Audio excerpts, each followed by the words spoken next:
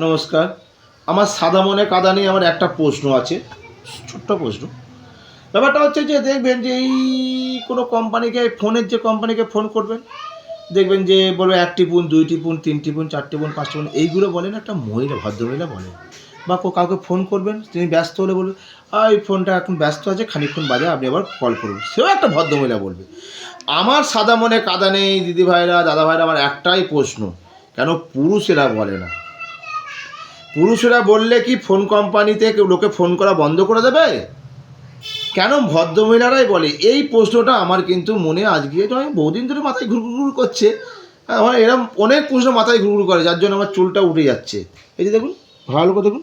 হ্যাঁ, যাই হোক, তা এই প্রশ্নগুলো কিন্তু উত্তর আমি পাই না। যদি কোনোদিন ফোন কোম্পানির সাথে যোগাযোগ হয়তো আমি কোনো জিজ্ঞেস করতে পারি, জানি না উত্তর পাবো কি না।